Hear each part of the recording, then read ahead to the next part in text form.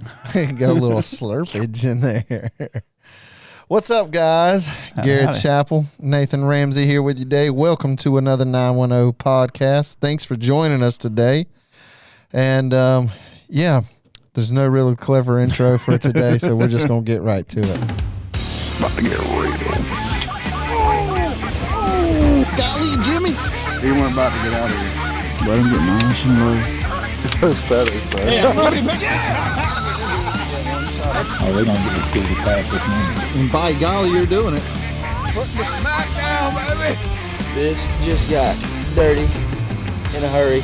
This episode is brought to you by Triptych Outdoors, the original bird hunter's multi-tool, with features for both upland and waterfowl hunters. We encourage you to go check out this product at www.thetriptych.com and make sure to use promo code TEAM910 for 20% off of your purchase. You're thinking real hard. I got like a little bit of feedback. Are you getting that? No? My headphones are cutting out here. Oh, no. You just look like you're concentrating real hard. I don't know what you got going on. Yeah, my headphones were cutting in and out as the intro was playing. Is it still doing it? I think I got her worked out now. Sound all right? There's some technical difficulties, people. Just be patient. So, Well, we're back at it. here we are again. Here we are. This is a quicker turnaround than the last time. So. Yeah, for sure. We're I don't know if we've really discussed it much, but we've been doing the podcast 2 years now, something like that. Roughly. And when we kind of first set out to do these, our goal was to do 2 a month, one every other week. And I feel like for the first little while we stuck to that pretty good. For a little bit. And then it's kind of turned into like 1 a month, it seems like. If that. Sometimes even less. And so we are life gets in the way, you get busy, and without making excuses, you just get slack sometimes. And, we, so here we are. Either way, we're trying to get back into this podcast game. Not that we ever quit, but we're just trying to tighten it up. We want to bring you more content, Just hit the gas a little bit. audio and video. Yeah. So yeah, we're setting out a goal to really beef up how many episodes that we put out. So yeah, our turnarounds are usually 2, 3, 4, 5 weeks sometimes. And now we're trying to do this a little more on a weekly basis. So yeah, here we are. If you did watch or listen to the previous episode, that was our first video podcast. Richard Ramsey. With old Rich. So that was pretty cool. If you haven't watched that one, go back and check it out. The video's on YouTube, or, if you listen to our podcast on Apple, Spotify, wherever you get your podcast needs, we're on pretty much all the major platforms. So if you haven't listened to that one, maybe pump the brakes on this one, go back, check that one out, then come back and join us. You got to have a starting point. But yeah, so the last episode we did with your dad here, we pretty much just, but when we do every episode, we kind of like jot down just some key points of, hey, what's some stuff we could talk about? Yeah. And one of those things was when y'all went on your trip to Oklahoma, deer hunting trip. And that ended up being such a good story time. I think we kind of depleted our time limit That we ended up talking about that trip for the entire hour, which was cool. To get to, because I hadn't gotten that full story. So to sit back and listen to you and your dad pretty much relive that long weekend there was cool. But it pretty much took up the whole thing. So basically what we're going to do is pick up with the notes that we had for last week's episode, and we're just going to kind of hit on some of that and, discuss some current things going on, whatnot. We've been in the second split for the last few weeks, and this weekend starts the last season for waterfowl. I can't believe we're already in late season. I can't believe I just found out yesterday that I will not be hunting Saturday morning. I was very excited to go, and I just found out that I will be not attending. That's a bummer. It's that time of year. It's Christmas time, and when you got family members all over, you got to move things around and do things early, do things late, and so I got my daughter that weekend, and that's when we're going to end up doing Christmas with her. So you got to be the adult and make the reasonable decision, and that is to go do Christmas with my daughter. Yeah, so you only get Christmas once a year, so I've been missing that one. But that doesn't mean I can't do something during the week. That's right. So we basically what's going on right now is just been trying to get geared up for that. Get ready. We've all, like I said, we've been out for the last 2 or 3 weeks, so everybody's kind of gotten time to recharge the batteries, take some time off, focus on work, whatever, that kind of stuff. But this week we're going to be back at it, start getting some scouting going on again, trying to, in hopes of finding something for the weekend. And hopefully the last season will bring better outcomes than early in the first regular season. It hasn't exactly been it's been rough this year. It ain't been a great one. I can't say that we haven't had a handful of good hunts. We have. But it's been tough. The this numbers year. are down. It's been a weird year. Yeah, the it numbers really are has. down. But we this past weekend, G2 came to town. G2 came to town and brought some meats with him. He was wanting to do a cookout, and he said, "Hey, why don't I bring some Sandhill crane down? We'll have the wives get together and hang out." And he ended up bringing some crane and some speckle belly down, and we cooked out over the weekend and just got to hang out a little bit. Oh yeah, and that was a good time. Good. I was excited to check that box. I've been wanting to try some Sandhill crane. What? Now I know he's going to listen to this podcast because he listens to them. But what was your thoughts on the crane and the spec? Honestly, I was it was not what I was expecting. Yeah. And I guess because being a different, I mean, it's still, I guess you could say waterfowl, it's still a bird. Yeah. And I didn't put 2 and 2 together when everyone's like, "Oh, it's a ribeye in the sky." Blah blah. I'm thinking, okay, well, this is going to be like a denser, heavier, almost like a steak or like a thicker type meat, but it's pretty much still a bird. It still tastes pretty much like a lot of other bird. It was good. Don't get me wrong. It was really good. Right. And the way he cooked it was really good. Yeah. But I'd almost say I liked the spec better. Really? Well, and it might have been just the seasoning he had, the different seasoning. Yeah. So my thoughts were, and this would kind of correlate with what you said is, I thought, I'll start with the spec. The spec I thought was probably some of the best goose meat I've ever had, which I've always been told spec probably is the best goose meat to eat. I would agree to that. Absolutely. I would say that was probably the best goose meat I've ever had.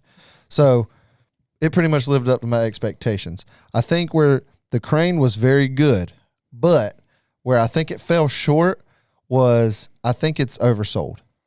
Yeah. I think everybody goes on and I'm probably going to get a lot of hate for this, but everybody goes on and on about how awesome it is. So I think I just had that bar set so high that it was just going to blow my mind. Well, I mean, if it's probably like any other game animal that you can cook it 20,000 different ways, and it might just be, that way we had it was great and it tasted good. But there might be a way out there that people are all, hyped up about. There's a different version that might taste a little different. Yeah. I mean, I know you can take deer and make it taste horrible, or you can make it taste great. Right. Yeah. So it might be one of those things. You can botch anything, and it wasn't botched by no means. It was great. It was great.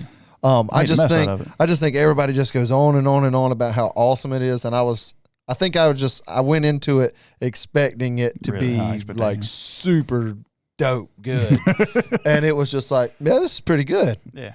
But that was it. Yeah. So not hating on you, G2, not at all. I think you did a great job. No, it was flavored. I think, that was just my takeaway from it. I was like, it was pretty good, but it didn't blow my mind like I thought it would. Yeah. Would I eat it again? Absolutely. I hope we got more coming. Absolutely. But that was a good time. I will say we got to stop eating like fast food before we do this. I be getting like the hiccups and the burps so I apologize. Thanks, Arby's. Well, it's just like most of the time we end up doing this. It's like right around supper time. Yeah. So So if I'm doing this number here, I apologize in advance. One thing that I wanted to hit on, and I don't even know how to segue into this, but just kind of, I just figured some of the stuff that I had wrote down was basically thinking about the last time that we had done a podcast, not the one with your dad, but prior to that one was when me and G2 went to New York. Yeah, y'all did one. So was kind of just thinking of, well, what's some stuff that's happened between then and now. And so since then, I drew a blank. Wake up. Yeah. It is mighty late, so we apologize. We did, a few of us ended up going up the road doing a sea duck hunt. Few of us, and that was the first time that I got out there this year to do any sea ducks. I feel like this year I haven't went that much. I did it a lot last year, but went out the first day, my first time out, and we shot them really good. That was great. But first time I've ever experienced having sea tow called on us. Oh, so you've never been on a boat with Whit? I don't spend Sorry, a whole. Yeah, sorry. I don't spend a whole lot of time on the boat, so maybe that's why. But that was an interesting thing. That it was pretty rough that day, and definitely not like the roughest that we'd ever been in. But it was rough enough to where, I mean, Devin puked 4 times. That's Dude, bad. he was hating life. I'm sorry, Devin. I know I've been there. I know what that feels like. Devin was like, every time I come, I know he listens to this too. He wouldn't care. He's like, every time I come, I throw up. He was like, I'm done with it. Screw sea duck hunting. Y'all can have this. I'm done. Next time, don't even ask me. Like, he was just over it. I was like, dude, I don't blame you. I was like, the first time I came, if I threw up, oh, that sucks. Second time, if I did it again, nope, I'm done. Whoop, there went the pin. I mean it. I'm telling you, We're seriously. all over the place. He gave it 4 times or something, like 3 or 4 times, something like that. And then that time it like he literally, I mean, just, it was like every 30 minutes or so, he's like, excuse me, I got to go to the back of the boat. He's the quietest puker I've ever met in my life. I mean, he makes good. no noise. He's just like, that's good if it's not like you would somebody never else that know. hears it. And oh, gets, dude, me, it sounds like I'm giving birth. Like, not that, I mean, I don't know what I would sound like giving birth, but I imagine it would be bad. There'd be something wrong. That's me every time I try to go fishing with Whit. I've got a curse, and it's one of those. He'll go out, he'll send me pictures, and be like, "Oh man, it's glass out here. Beautiful day, should have came." But if I get on the boat, it's like a wash machine. We're jumping waves. We're doing some stuff that should be on like the nitro circuit. We're just all over the place. You even said that when you went sea duck hunting last year. Well, the very first time we tried to go sea duck hunting, remember? Yeah, Judd was like, "I can throw the anchor, but if I do, we're all going to puke." we're all throwing up. So we went and got breakfast, which is Better like alternative. a good thing Tiff. for me. Huh? I didn't finish my word. Oh, I'm sorry. Sorry, I'm in a We're in special a daze. place This is going to be tonight. a great episode.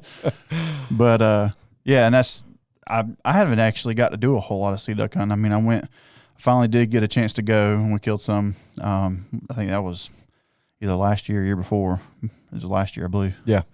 Didn't we have some dates set our side this Yeah. year to go? Yeah, a lot of them have kind of fallen through. But Based off all kinds of stuff. I'm sure weather, schedules, everything else. either weather or just it's always something. Life.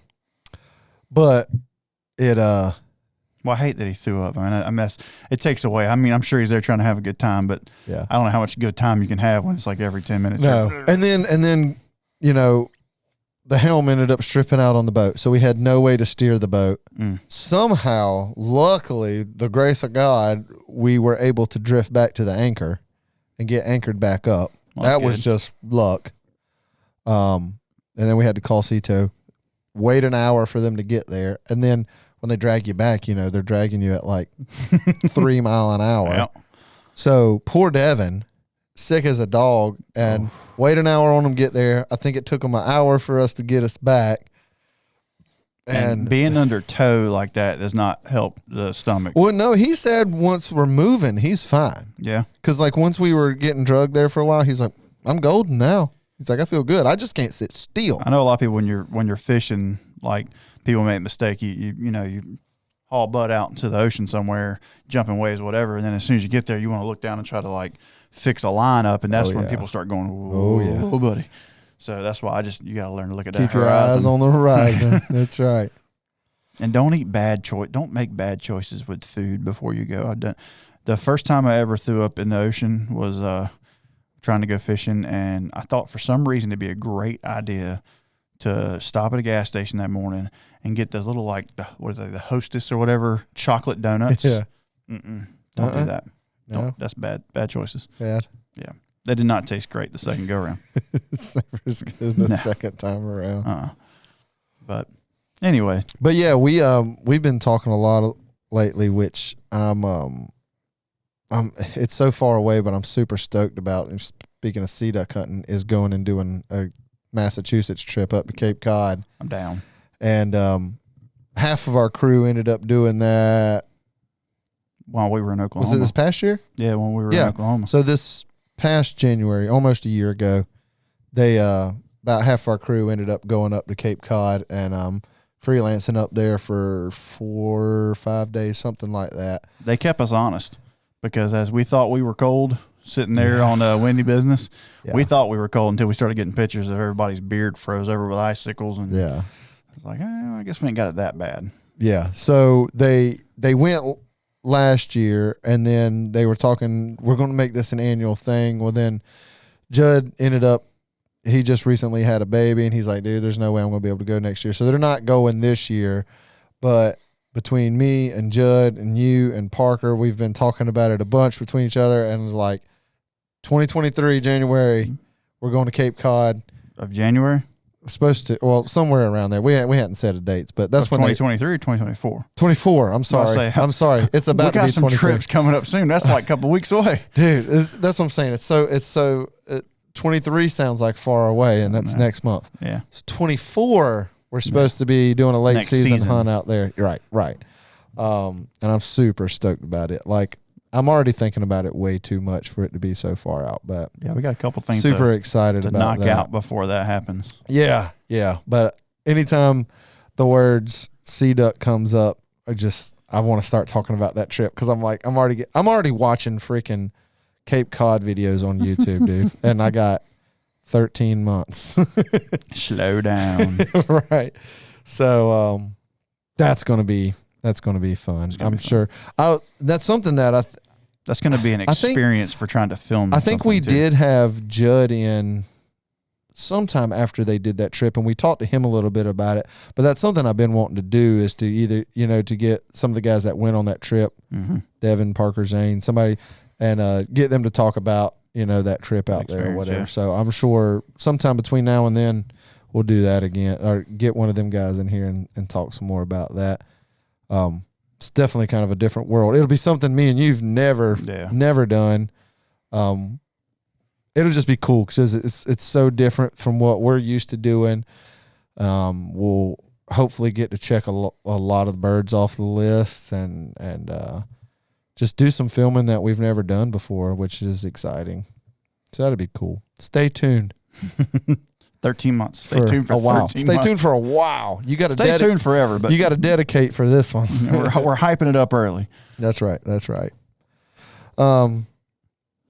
cool because they do, when they're out there, they do a lot of layout boat hunting and stuff. Which have you hunted in a layout? I have not been in a layout boat. So I did it for the first time the other day, which was cool. The hunt was a flop, but it was cool to get to do it. Was it a solo or like a duel? It was a double. We used Judge double. But we had gotten a scouting report from a friend that said that there was a bunch of divers in the area. We were like, okay, let's go. So I think the next day, we went up there, hopefully to get on some bluebills or some redheads or something like that. Me and Parker, Devin, and his brother went up there. We saw 3 or 4 groups, but small groups. Nothing like what the scouting report. And I mean, they even sent videos showing us, and I was like, oh yeah, we need to go. Like it looked good. And we went out there. Of course, we didn't shoot it. We ended up shooting a few bufflehead, which is cool. I don't mind shooting some butterballs here and there. That's my first bird. It's right there behind you. Which that was one cool. So a couple things that made it really cool. I'd never hunted in a layout boat, so it's the first time I got to do that. So I kind of got to break the ice on that. That was pretty cool. I was worried about getting sick laying on your back in rocking water. Yeah. But it didn't mess with me. It wasn't super rough or nothing like that. But it was easier than I thought it would be. How different is the layout boat from the layout blind? Like as far as the layout hunting boat aspect. moves. Well, minus the moving, but as far as like room and how you sit up and how you hit on things, like the sitting angle's about the same. about the same. Obviously, you're not closing yourself in or nothing like that, and you're just sitting next to somebody. Roomy wise, I mean, it was fine. Like, I mean, I had gun just kind of laid on the side right there beside me, and then I had my camera and my bag of shells kind of just laid in between my legs. And So pretty much same chilling. setup. Now, it wears your neck out because, like, you either lay down And look Or- straight up in the air. and pretty much lay it looking straight in the air, or you try to look up and it wears your neck out, or you just do like I do and I just set up and hope I see birds before they see me. Which I mean, that day it didn't really matter. kind of works that way in a layout blind too. Sometimes you're Yeah. just sitting up looking around. Which till is one most sneaks of the in. time. But see, that's the difference in, like, as long as they're up in the air, yeah. It's when you got them, buffleheads or whatever that are just skimming down the water. Mhm. You don't see, they see you before you see them if you're not laying down. But I mean, them ones that Especially my head. Could you imagine me sticking my head up the there? It's ones like a that big did buoy. it, they did it good.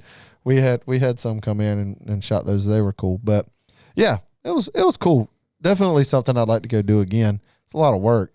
Yeah. And the biggest thing that I thought was going to be hard is stepping out of a boat into the layout. I was like, that seems like it's going to be sketchy, but they're so wide. I mean, the thing is wide as this table, maybe wider. Like, it's pretty wide. So like it's not like So stepping you can into you stay on the outside of it. well, I don't know about that. I step off into I try to aim Step for the all the middle. way. I'm gonna push the limits. I'm not saying you couldn't, but I mean, freaking Devin was standing up peeing out of it. Well, Devin I weighs mean, like 12 pounds. that's true. So Now, me and you get in it, it'd probably be pretty tight. I think it's one of them small guy, big guy. Like, you gotta set it up to where you don't want two tubbies. is that at all y'all once. had was that double, or did Yeah. y'all have some singles too? No, just that double. I got you. But yeah, it was a good time. I liked it. I want to try it for sure. Check that box. But What's something else that's happened? Did you want to hit on? I know we talked about your deer hunting trip to Edgecombe, but I mean, not to Edgecombe, to Kansas, not to Kansas, To You didn't go Oklahoma. Oklahoma. Where Yeah. did you go? What's in that Coke? Goddamn. This secret stuff. Drink. Nah, you talk But about you went to Edgecombe for a long weekend. I went to Edgecombe for about 4 or 5 days, and got a chance to try to do some filming. And anybody that knows me knows I've tried to put deer on the board for us for a while. And Southeast North Carolina, man, it just Stay tuned. It's hard. Yeah, stay tuned. But it's hard to do because of the way our hunting is, and it's obviously I talked about it, with my dad on the last podcast, how you can go across the country and it's a whole nother world. Well, you can go several hours away and it's still a lot different than it is here. Sure. I Any kind of hunting, not just deer hunting, but Yeah. I mean, we've even experienced that with duck hunting, with goose geese, hunting. everything. A couple hours makes a big difference. So going out there, it was good, and it was pretty much one of those, we call it deer camp pretty much, and it's a bunch of people are up there, mostly friends, family, and what it is I got there first night, right before we went hunting Saturday morning, and I kind of looked at everybody, and that first weekend they're up there, everyone's bringing kids with them, and trying to get the kids on some deer. Yeah. So I'm kind of looking at all the adults. I'm like, all right, who am I filming? Which crew am I going with here? Keep in mind, whoever kills a deer, I need a little bit of interview. I need some interview Hey, who's footage. going to kill the deer? That's who I want to go with. But whoever I do go with, I'm going to need some audio. I'm going to need somebody to give me an Yeah. interview, and we can talk about it. But- and then that's when the true, like, oh, go with that guy.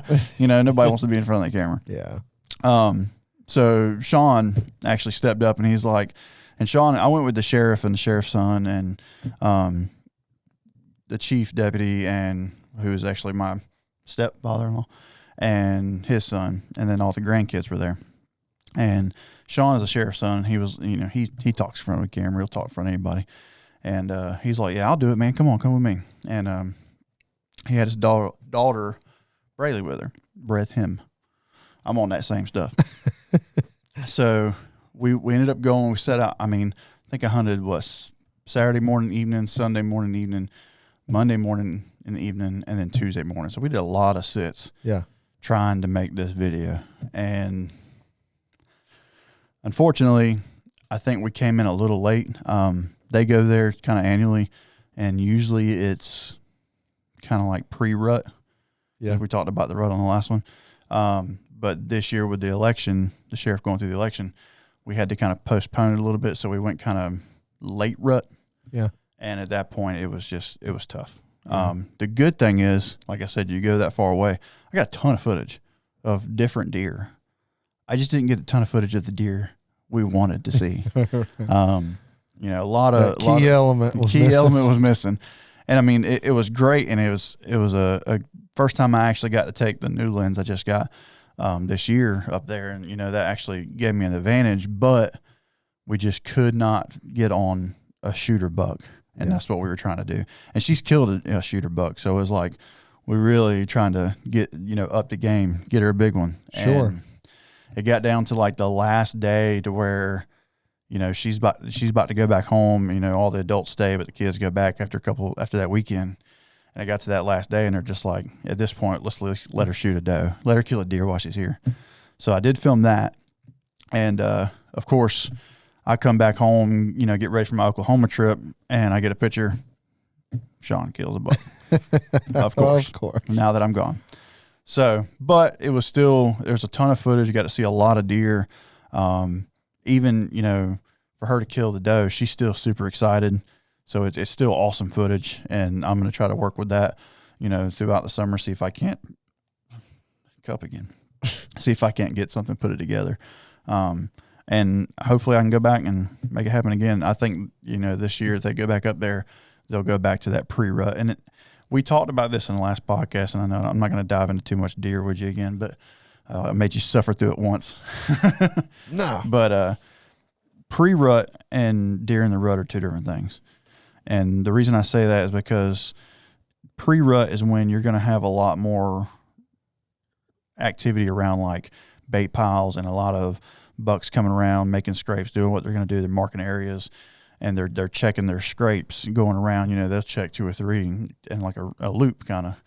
Versus when it's actually in the rut, you don't get deer on a corn pile very long. Yeah. Because a doe will walk out there and a buck will chase her off into the woods. Yeah. And she's just trying to get away. She just wants some corn. Leave me alone. So it does have its differences, and I'm hoping that this year, now that the election stuff's over, maybe we can make it happen. Luckily, Oklahoma turned out to where I was able to film my dad.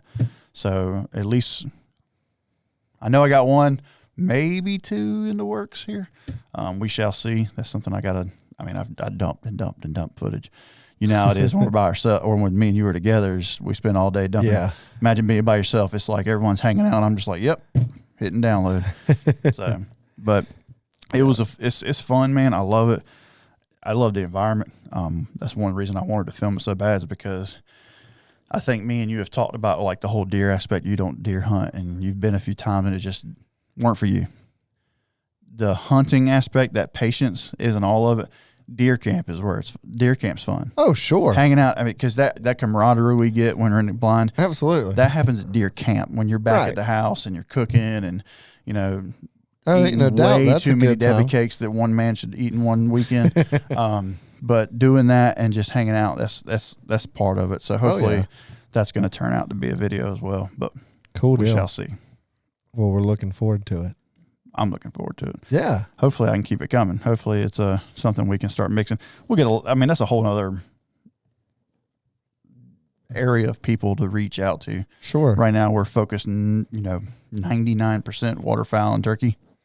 Yeah. So, you get that another aspect of people that mainly just deer hunt. There's a lot of people that don't waterfowl hunt. They just deer hunt. Right. Especially around here. So I don't know why, but. No, I definitely think it's something that I would like to see us start putting out some videos of, I think. Yeah.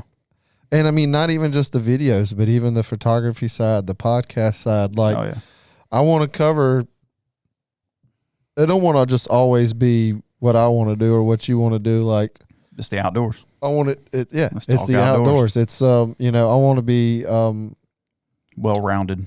Yeah, relative to what's in our area, and not that we're going to do every single thing, but I mean, deer hunting's a big part of North Carolina for sure. You know, a lot of people do it around here, so you know, I definitely think it's something that we should play with. I'm glad that you're able to get some stuff. So looking forward to seeing that come out. That'll be cool.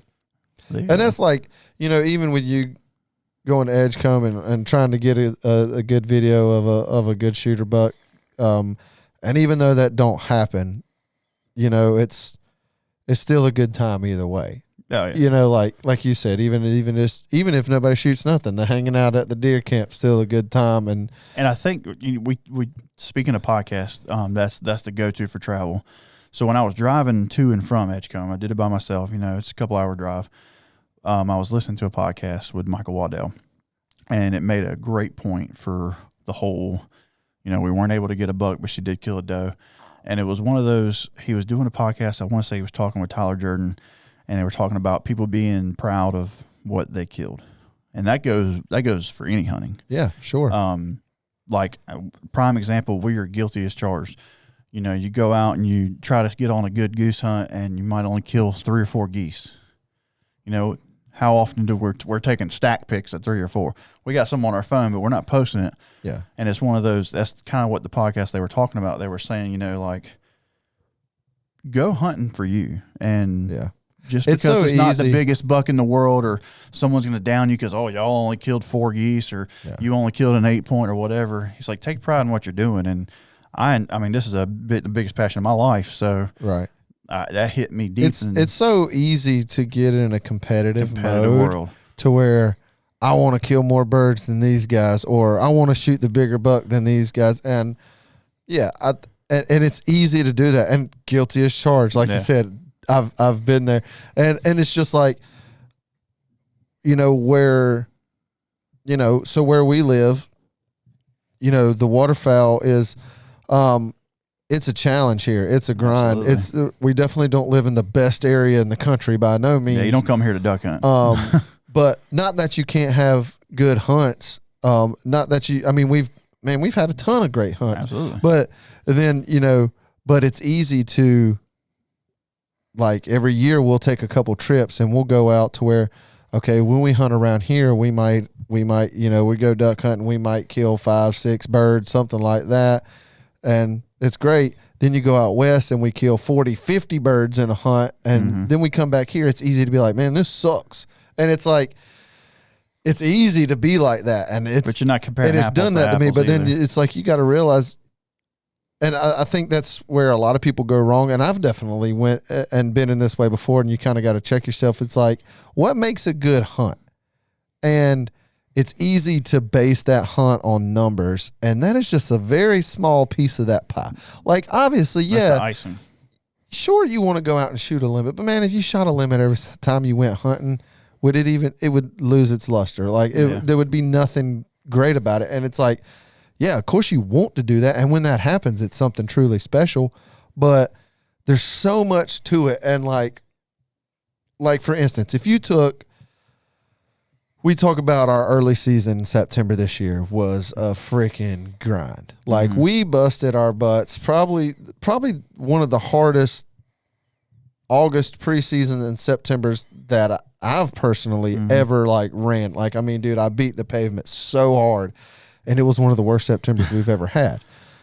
It wasn't for the lack of trying, but it's just, it gets you down though, putting in that much work. I called, you know, if I was to name this early season, it was September this year was the month of no shows. Like, we went on, I think just in September, we went on, it was either 6 or 7 goose hunts. I think 6 goose hunts. 4 out of those 6 were no shows. Yeah. That is bad. It's bad odds. I mean, bad. You can ask, I was in a weird place. Oh yeah. I had to give you a come to Jesus. I was in a deep, dark hole. You were dragging me down. I was like, man, you were just ready to sell stuff. I mean, and it's hard to go and for that to happen is tough. And that's not what I'm here to talk about. Where the point that I'm trying to make is that take those hunts. Okay, so let's think of those 4 no shows, and you know what they are, but go through them 4 you want to say those were horrible hunts. Mm-hmm. But I guarantee we could go through them 4, and there was something about those hunts that was memorable. That stood out. That was something good happened in every single one of them. I almost bet you. Like, let's test ourselves. Can you even remember those? He's got a lot of faith in the person he talks crap about. I can't remember anything. Okay, opening day. Okay, opening day. The day before, I watched 180 birds pour into this sod field, like 12 groups. Oh my God, we are about to beat the freaking crap out of these geese. Like, picture perfect. We showed up the next day. How many geese showed up for opening day? Where did we hunt opening day? I don't remember. Sod field. Oh. The big green. Which we had one bird show was up. Was that that was the first attempt, so yeah. We had one bird show up. That's not good. So it's easy to be like, man, that was a bad hunt. We killed that one bird. So you want to take some good out of it? We shot 100% that day. And now you're stretching. But no, something good out of it. Dude, that was the first time that the crew was back in the blind. Yeah. That was we sat there and we laughed, we cut up. It was just great to be back there, to sit in the field that morning, to just be back to doing what we love. Like it was a hard kick in the pants to start off the season like that, but and I'm not trying to like stretch it so hard to be like, no, that was a good hunt. It wasn't a good hunt. Yeah, I mean, but you can take good out of bad hunts. Absolutely. I mean, I'll still never forget the one goose that was coming. I'm notorious for getting called outside the blind because I can't sit still. So I'm outside of the blind. This goose sneaks up on us, and I'm like, goose. I didn't even try to get back in the blind. I was hiding behind the blind, and I was going to call the shot, even though I'm not in the blind. And I don't even know why. We had said what we were going to use as a call. We had what the killing word was or whatever. Yeah, and I forgot what it was. I can't even remember what that day. I forgot what it was too, and I said something like "give them the biscuits" or something like that. And then I'm just like, "Why did I say that?" I remember that. But it was just that was something funny or good or memorable that came out of that hunt, or Well, I think too. I mean, you gotta look at all the work we put in and talk about what makes a good hunt. Not only being able to get back with the guys, but you put in all that work, even though it fails. Did people get down? Sure. Did people were like, man, I wish this would have turned out a little bit better? Sure. But everyone came back and we tried to do it again the next weekend. It's right. I think that you all kind of got in that place where it's like, well, it didn't work, but let's make fun of it. Let's crack some jokes, give them the biscuits, whatever, do stuff that's just trying to lighten the mood, and let's get back at it. And I think that even as hard as the season has been, even to this day, we're still going to go do it. I mean, we're still going to go right back and do it again. I mean, you're going to go do it this weekend. I'm going to be at work, but I would love to be there. I'm going to do it this weekend. You will, because I'll be at work. That's how it works. Yeah. But it's one of those, and you can relate that to any kind of hunting. I mean, there's been turkey hunts where we've been like so mad and frustrated because it just did not work. I promise you, there's been thousands of deer hunts I've been on where it didn't work.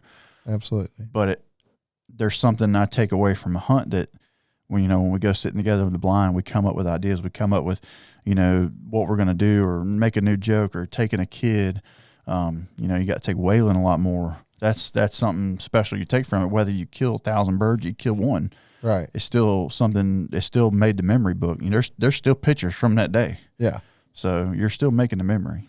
Well, that's the thing. Then that was kind of like my challenge to me and you, and to anybody listening or watching, is when you go on a hunt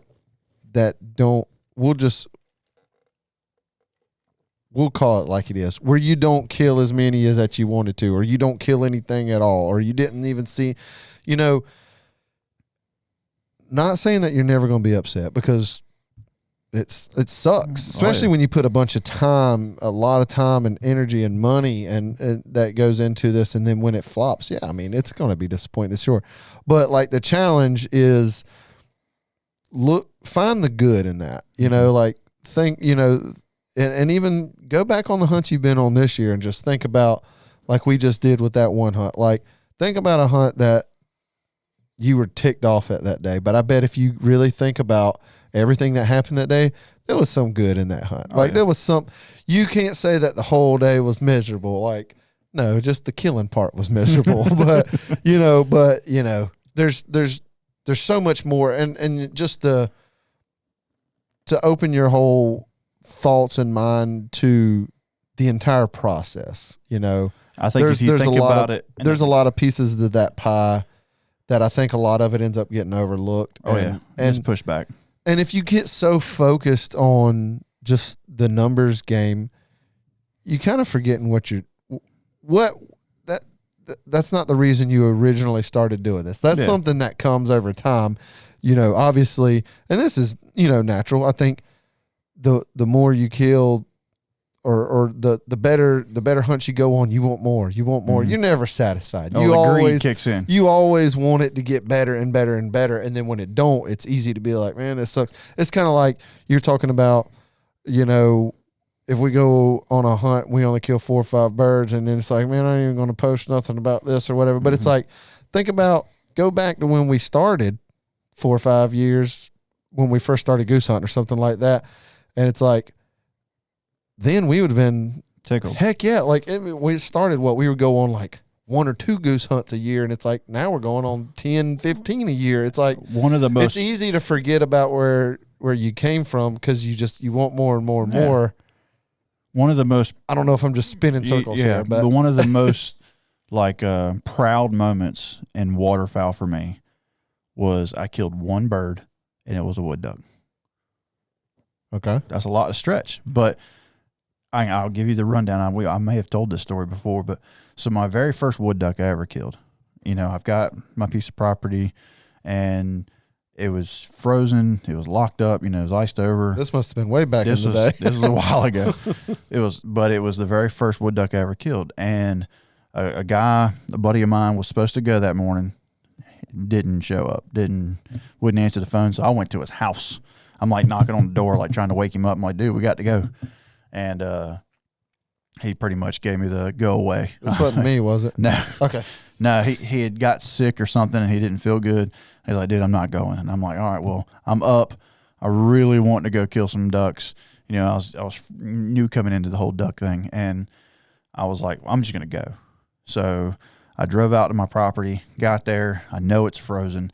Pick up a stick, chunk it out into this little beaver dam, this little water hole I got. And the stick just slid. Like it's locked up tighter than mess. Me not knowing any better. You know what? I'm gonna go out there. I'm gonna break some ice in my waders, and I'm gonna stand here in the water and just hope for the best. There ain't nowhere for them to even land. Sure. But I was by myself. I was up there, so I'm just gonna at least, if anything, I'm watching the show. So I sat there. I had some wood ducks go by. Nothing really gave me an opportunity. And after I was sitting there for a while, I was like, you know what? I'm just gonna go. I'll come back and try it again later, I guess. Well, as I'm packing up all my stuff, I'm getting my bag right.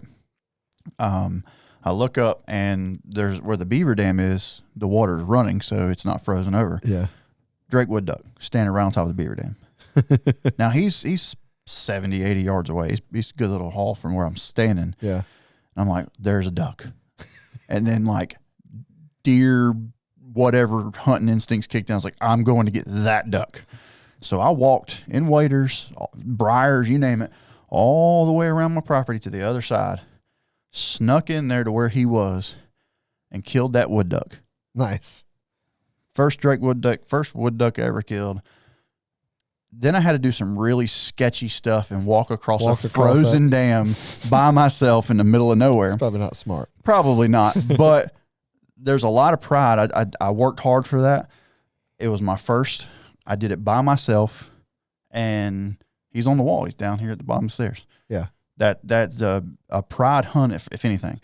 There ain't no stack pick where I'm like, oh, look how many birds I killed. Yeah. But I will remember that day. I can tell you right now how long ago that was. I can tell you the whole story because I remember that hunt for what it was. Sure. And there ain't no huge stack at the end of it, but I still took something great away from that. It's one of the most proudest moments I had. I did it all by myself. Yeah. And circumstances that it shouldn't have happened at all. Yeah. There was literally nowhere to land. He must have just landed on the dam. I guess so. But it worked. Right. And that's a perfect example of what I mean about just. It ain't got to be a huge stack to have a good time. Right. It's no means. There's so much more that goes into it. And I think, like I said, I feel like I'm just, you could beat your head against the wall talking about it over and over and over, but just it's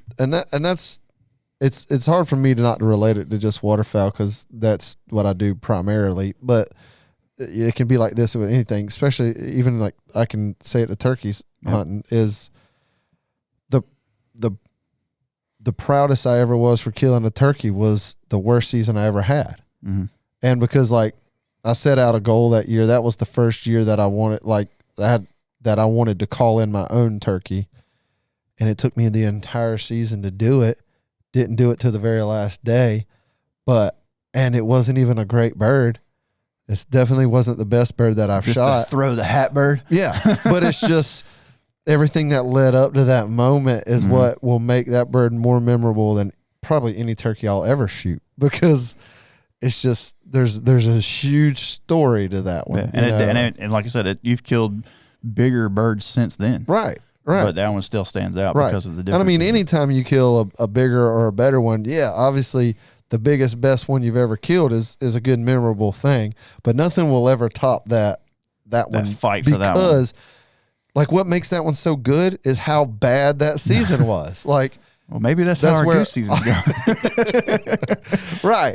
But that's what I'm saying is like, there was a whole lot of bad, just a little bit of good, but that good was so good that you forget about all the bad. And that's kind of what I was getting at. I was trying to say it a minute ago is we talk about how, rough this goose season has been for us.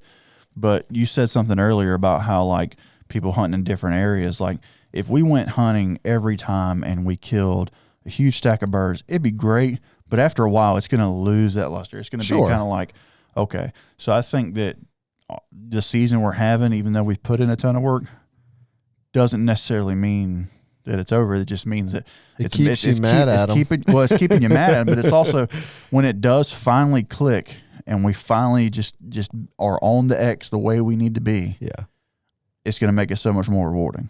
Sure, absolutely. So there's a positive. We're staying positive, but it's just. I mean, think about that. I mean, you primarily said it. Whenever you're across there, if we were going and killing, just in the triple digits every time we went hunting, yeah, it'd be great. It'd be awesome. But how long would that last? How long would that hype be? Oh, no, I want to test that. I would love to test that. If somebody can set that up, that would be great. But eventually it's going to be that way. And I think that's where, even with the deer and everything else, going out there and killing a deer, that's the biggest deer I've ever seen or killed. Well, I mean, I'm still going to do it here, though. Well, you think about that. Like, so the deer that you just shot is best deer you've ever killed. Absolutely. There's a lot of guys that would go out there and wouldn't even shoot that deer because they just shoot. They're trying to set that bar higher than what they already have. All the time. But it's like somebody that does it all the time, it's no big deal to them, but it's a big deal to you. Oh, yeah. Because, and that's where it's doing it for yourself and taking your wins of what does it for you. Being proud of what you did. Absolutely. And I think that gets lost in social media. Absolutely. For sure. As much as, I'm not going to gripe about it because we are social media gurus. We are all over social media. Oh, but I'll be the first to tell you that there's a lot of good, there's a lot of bad.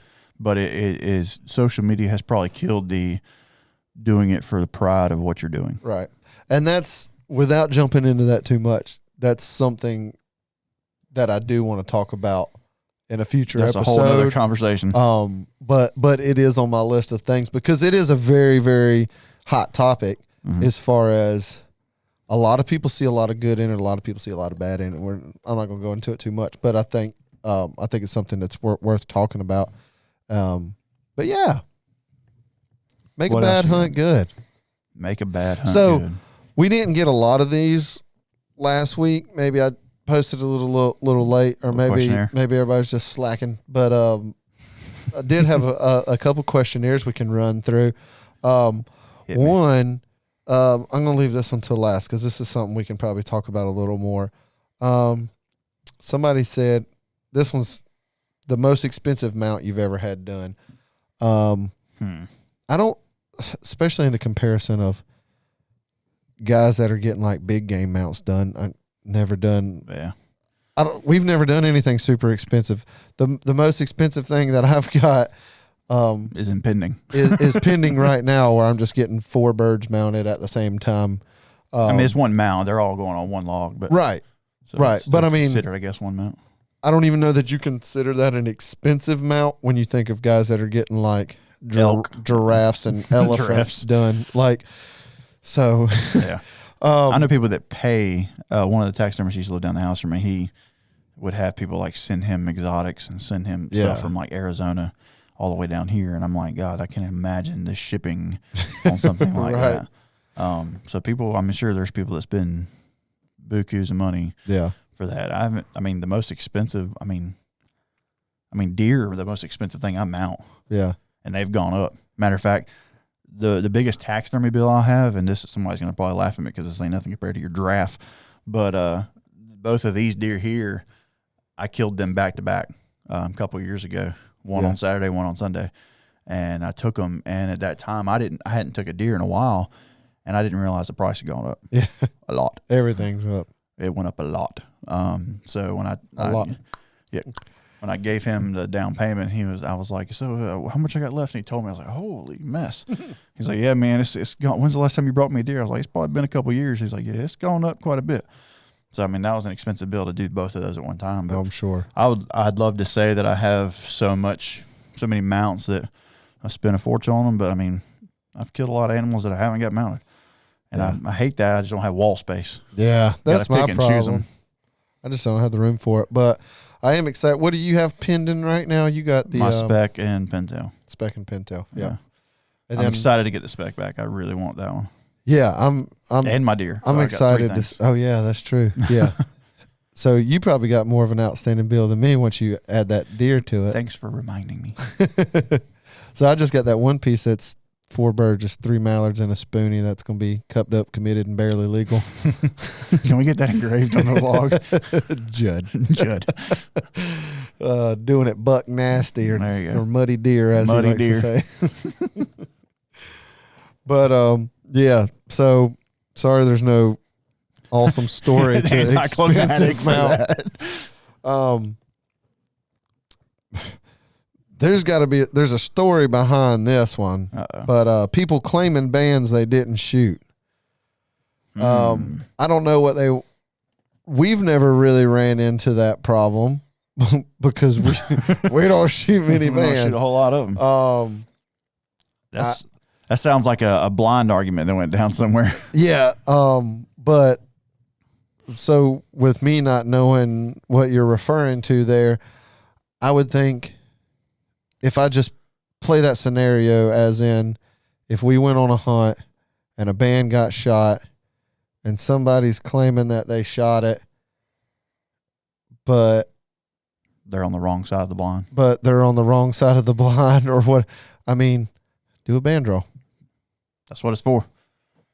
If everybody's not into agreement of whose that is, then you do a band draw. So unless you got a shot cam or a camera in the back just going to prove any different, I mean, that's what the draw's for. Yeah. And that's a good topic to have. And if anybody's caught on to the first episode of What's Your Thoughts, that might be a topic to have. But when it comes down to bands, what's your opinion when it comes to like, you know, sometimes there's a volley of 5 birds and you got more than 5 people shooting at it sometimes, even though that may not be the necessarily case. When it comes to the draw, are you know, who shot at him? Who shot at this one? Who shot at that one? Or is it just if nobody's coming right out and it's not obvious, it's a draw? Yeah. I mean, some people are like to the point where they're going to argue, no, I'm the one that I saw that bird die. I shot it. And that's fine, and I'm not going to get in an argument with somebody over that. If it's that important to you. I mean, I think if that's the only person that's saying that, if everybody else is like, I don't know, then, and if one person's like, oh, I'm for sure I shot it, and your other 4 guys are like, man, I really don't know, then whatever. But if you got 2 guys that are like, oh, yeah, I definitely shot, and everybody, I mean. And there may be 2 guys that did shoot it. And that's very well the case. I think you just kind of, I think if nobody knows who shot it, everybody draws. I think if it's between those three, now, and it all depends on the situation. If it was, now I know every single situation is different, but just say, okay, you got a 5-pack coming in. That very far right one was banded. You shot it. That was the only one that fell to the right. Okay, well, who shot the birds on the right side? Well, me and Jimbo shot the ones on the right side. Like, I don't know. At that point, it'd be hard for the guy on the hard left to say, no, I shot that one. Well, why are you shooting over there? You shouldn't have been shooting over there. Yeah. But, in that case, it might be like, well, obviously, these are the only 2 guys that shot at that bird. Maybe the whole blind don't need to draw for it then. But that's where it's just every situation. But a lot of times it's like, you don't know which one, unless it was just one that fell way by itself. Yeah, or you're gentleman hunting one. Yeah, most of the time, you don't know where that bird was, unless it was a special thing where it was either by itself or it was just hard right, and your guy on the hard right was the one that shot. But yeah, I mean that would be my opinion. To sum that up would be, if you got multiple guys claiming, yes, I shot it, then let them draw for it. If the whole group, I don't know who shot it, then everybody draws for it. Yeah. That's just my opinion. I'm assuming that's what he meant by the question. I mean, I guess so. Like, what do you do if somebody's claiming a bird they didn't shoot? Yeah. I guess you draw for it then. That's really the only answer to that question, I guess. Yeah, like you said, unless somehow you can prove that you did, or somebody knows I don't know. You can just, and that just comes back to sportsmanship too. I mean, I want to stack my lanyard with bands just as bad as anybody, but I mean, this past year, we killed a band, and we all pretty much agreed. G2 is on the right. He shot at that bird. I'm not even going to draw. It's yours. Yeah, and we probably could have drew for that, but I think in that point it was. Everybody came to a common agreement, and we made that decision as a group. Yeah. So, I mean, it's cool. about sportsmanship and camaraderie and being with your guys, being with your buddies. Right. So, next question. He don't get, but he's not getting the next one. No, sorry, Jesus.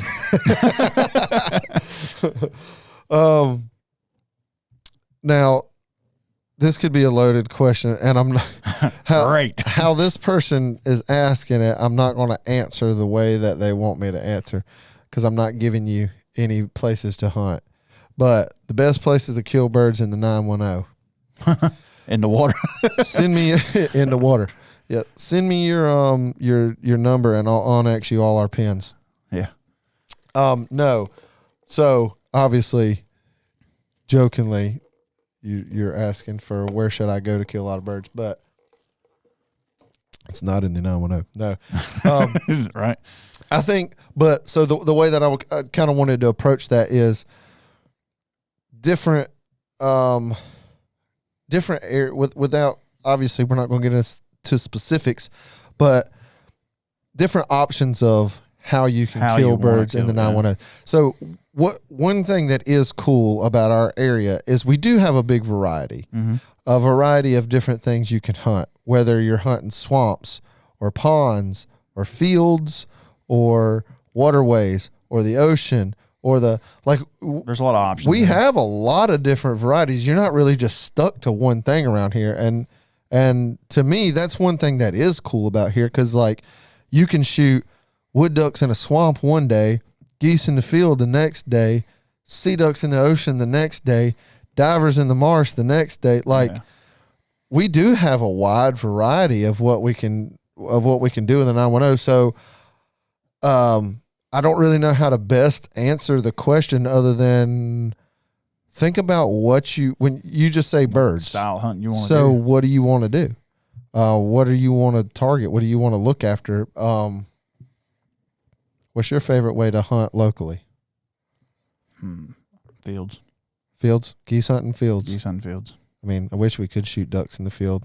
Yeah, if we can figure out how to make that happen, that'd be cool. But, well, I mean, prime example, a couple years ago, you went and did the first marsh hunt. We did that together. Yeah. And you hadn't had a whole lot of experience in the marsh. Right. And I had done it several times, and I enjoy that because the variety, it is different. Sure. It's different. You never Walking know in what you're there- gonna get on. Yeah, walking in there and killing some wood ducks. So there was obviously better birds possibility there. Right. It was a different environment, sitting in, reed grass versus standing up in a swamp with briars and everything else poking you. So I think that when it comes to like duck hunting, I would rather go stand out in the marsh than in a wood duck hole. Yeah. I mean, I'll do them all, but if I had to choose, tomorrow we're going to go duck hunting somewhere, we're going to go try it somewhere, I would rather go out in the marsh. Yeah. It's a different environment. I like it. Yeah, no, I agree. But I don't have a That's boat. fun. That's fun. Yeah, and that's why I like to try to. I there's no really definite way to answer that question other than think about what you want to target, and depending on what you want to target, it's going to tell you what kind of areas you need to go to, and then what kind of homework you need to do. If you want to kill wood ducks, maybe the occasional mallard or teal or something, you're probably going to hunt a marsh a swamp. Yep. If you want to kill geese, you're either going to kill them in a field or on like a loaf pond or maybe even on a river some every now and then maybe. If you want to kill divers, you're probably going to go into more of the marsh or the open waters, sea ducks, The sea. Under the sea. I just think it's where you just kind of got to think about what do you want to target. That's going to kind of answer the question of at least the area you want to go, and then to hone it down from there, it all comes down to homework. Yep. Scout, Cyber Scout. Look on your maps. You can, there's so much scouting you can do now, especially with Onyx and just looking on maps. Go ahead and figure out general ideas of where you want to go, then start looking at them. I mean, you got to find where the birds are. Mm-hmm. That's the best place to kill birds, is where the birds want to be. But yeah, I think just kind of honing down to what you want to target, and then in those targeted areas, figure out where they're at. And, we could go into a big long spiel about scouting or whatnot. And I can't keep going too long because I'm going in the morning, so I can't keep this running too late. But yeah, that's about it for right now, I think. Yeah. Anything you want to say? Anything you want to say? We'll touch back with you in about a week. We'll check back here soon. But all right, guys, I appreciate y'all listening. Watching now. Don't forget I appreciate you watching now. If you haven't already, check us out on all of our social media platforms: YouTube, Instagram, Facebook, TikTok, podcast, Apple Podcasts, Spotify. What am I missing? Anything else? The website. www.910outdoors.com. Hit us up. And actually, I will throw this out there. This is, new, the whole video podcast. We love feedback. Absolutely. I want to hear some feedback. Let us know what you want to hear, what you want to talk about, suggestions. Maybe you want to come be on the podcast. That's something that I want to do more. We got to get some better interaction going on here. Yeah. So, in between now and then, when you're listening to this, watching this, shoot us a DM on Instagram, write us a message on the website, whatever.